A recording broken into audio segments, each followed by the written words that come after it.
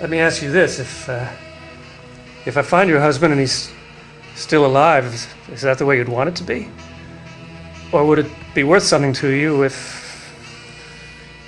your darkest suspicions were confirmed? Are you making me an offer, Mr. Ace? I believe that you were the one who implied an offer first. But yes, I'm seeing if there's a counteroffer. Well, it seems that maybe you should start calling me Margot, Mr. Ace. And may I call you Sam? You may. You haven't touched your drink yet. Well, I don't like to drink while I'm talking business. Oh, I don't either. I don't like to drink when I'm talking business. Mr. Ace, Sam, I know that you like to drink whether you're talking business or whether you're shooting craps or whether you're trying to get out of paying all those debts that you owe. Go ahead, have a drink, I don't mind. Her husband wasn't even dead, and yet she was wearing all black with a veil. I took that as a sign that it was something she wanted, whether it had happened or not. It wasn't my line of work, but then again, being flat broke and fighting a demon in a bottle wasn't exactly my line of work either. So what do you say, Mr. Ace? Are you up for the job if it comes down to it? Ace is my card. I like to trump anything that comes my way. Well, it seems that we have a deal then, don't we? I've never made a deal like this before, and yet I never had two clients on the same case before. I was going to her apartment, and the thing was, I didn't have anything new. No evidence, no leads, no nothing. But I did have one thing to give her. I had a fire burning in my belly. It wasn't about the job. Margot? Margot?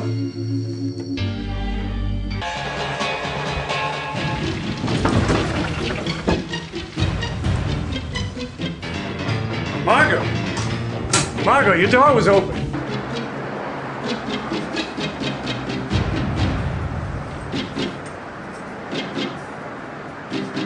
Margot? Margot? The devil?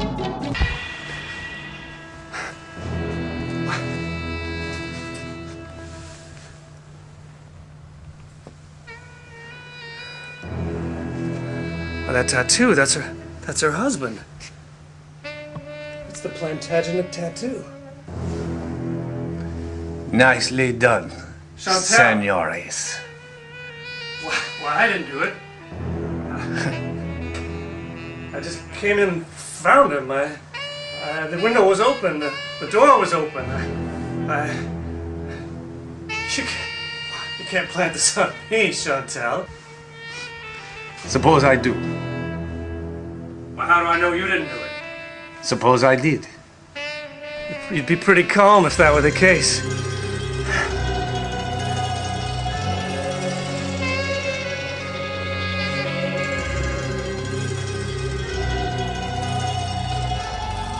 Senores, you fell for it. Almost as perfect as it could be. But I'm gonna get out of here and I'm gonna get the police. They're the ones who investigate a thing like this. Yeah, you go get the police. Well, I have in mind to. You know what they say in Argentina? Le suento, le mate, le pato, le voto. Sorry, but I had to have a Spanish interpreter to help me with that book. What's going on here? Why is everyone in my apartment? You speak Spanish? What was that mumbo jumbo? I don't know. I just want to know what's going on here. What are you doing here? Oh, you play very smart. You're very, very smart. What are you doing here? I told you never to come here again. Well, I did. Because I have a lot of interest here. Nice work on your husband. Do you want this back? Is that what this is all about? Here, take it. I don't want it. I married him, not you. There's no reason for you to keep dragging this on. Take your stupid diamonds. I don't want them.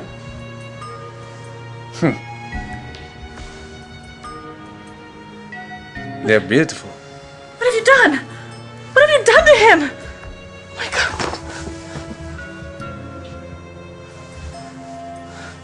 God. One case, two clients, one corpse. She wanted him dead. She wanted me to kill him. Somebody else killed him. There's only one ace on this case, but we got two of everything else. I just have a feeling that I'm gonna wind up being the one patsy.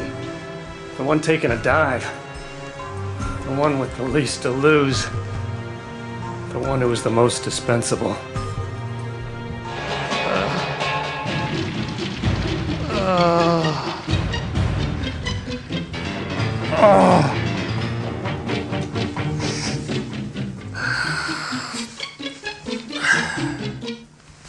Welcome back, Mr. Ace. Not my idea of a welcome.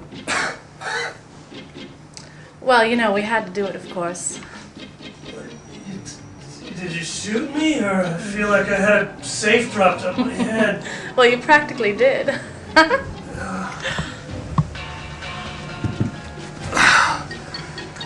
I'm afraid, Mr. Ace, you're gonna have to take the fall for this one.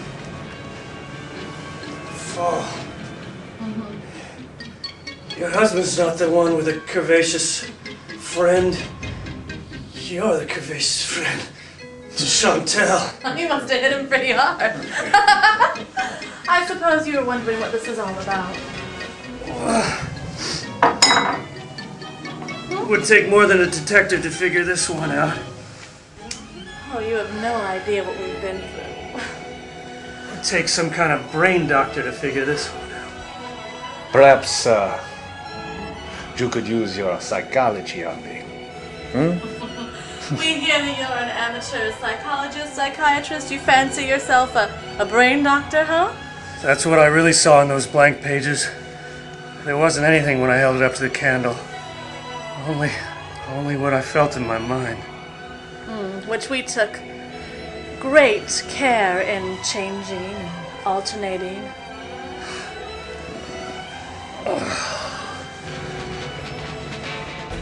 Those lips of yours leave quite a stain of red on that cigarette. These lips leave quite a stain on everything they touch, Mr. Ace.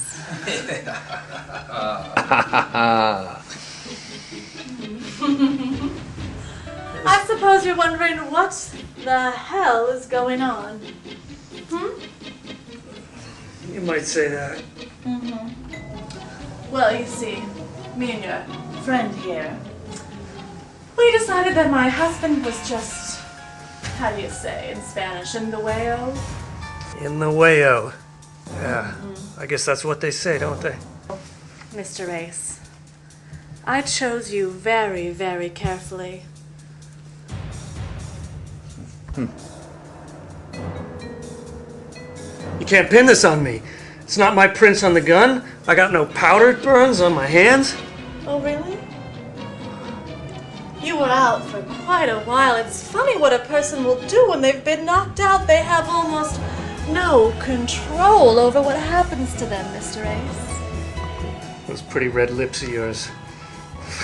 First it was smiles, then it was offers, then it was deals. Now it's a lot of lies and corruption. No, actually, now it's a lot of the truth. You see, I figured before we send you uptown that you might as well know what you're gonna die for, because they'll hang a man like you. So there wasn't anything in that book, Mr. Ace. It wasn't anything at all. This is a nice tie. I just put that book out there in the world to distract you from what was really going on over here. Me? I'm just a washed-up private dick. I'm gonna lose my place. I haven't shaved in 2 weeks. I'm wearing the same suit every day. Why me? What'd I do to you? You just answered your own question, Mr. Ace. Because a good detective would have figured it out, and because no one will care if you go missing. You know, I never wear ties. The police. I love the police. I think it's time to vamoose, eh? Looks like you're taking the fall. I'll be the poor, poor widow, and then we'll be off to South America. They had the furs, they had the diamonds, they had everything they needed to make a clean getaway. And you know the bum part of it? I asked for a glass of vodka. She wouldn't even give it to me.